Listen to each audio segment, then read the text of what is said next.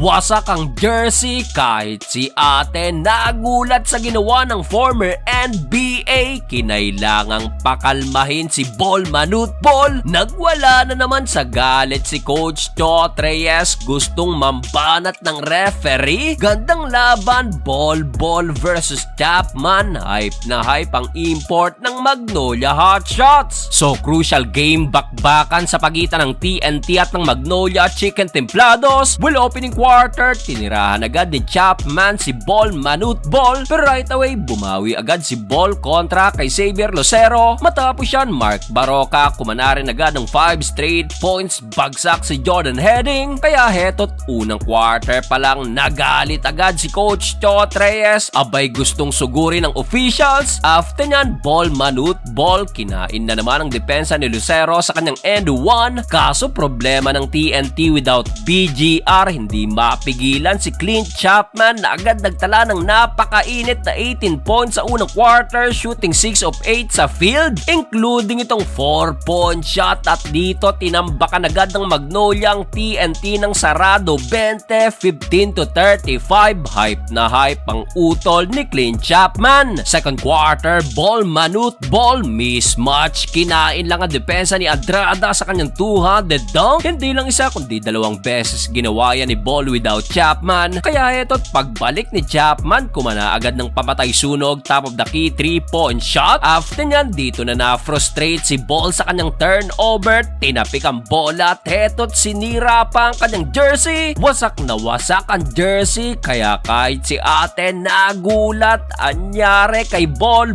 mukhang gustong lumipat ng ibang liga, kaya heto't patuloy na pinapakalma ng TNT. Nanunood pa naman si RHJ. Dito na natiling in control ang Magnolia sa panguna pa rin ni Chapman na meron ng 29 points at 8 rebounds. Wala nang isang minuto, tinawagan ng offensive foul si Ball at hindi na naman nagustuhan ng TNT. Galit na naman si Coach Chot Reyes. First half pa lang, high blood na si Coach Chot. Abay nagsisisigaw ba naman na itapon nyo na ako sa mga referee. 40-59 halftime. Third quarter, good start for TNT. Calvin Optana kumana agad ng wing 3-pointer na nasundan pa ng end 1 ni The Blur Jason Castro. Matapos yan, Ball Manute Ball kumana pa ng put back dunk with 8-0 run. Baba agad yan sa 11 points, 48-59. Pero after nyan, Chapman to the rescue na naman sa kanyang driving layup. Kaso Manute Ball, heto't niliparan na lang si Chapman sa kanyang Statue of Liberty dunk. Dalawang beses pang binutatan ni Ball si Chapman sa play na to, pero nakumpleto pa rin naman niya ni Chapman na meron ng 35 points. Pero Ball,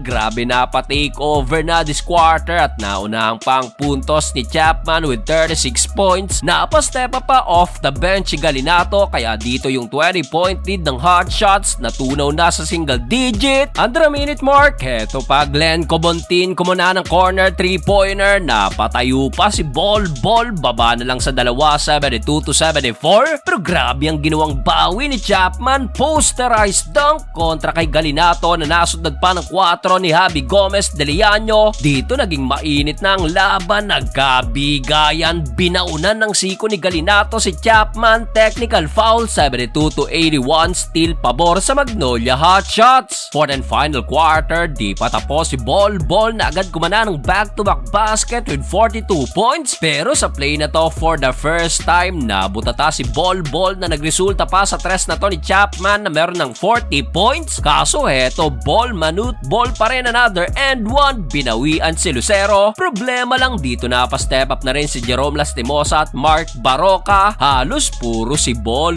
lang ang umi-score sa TNT with already 53 points. Sa uli, hindi na rin kinaya pang makabalik pa ng TNT. Panalo ang Magnolia Hotshots.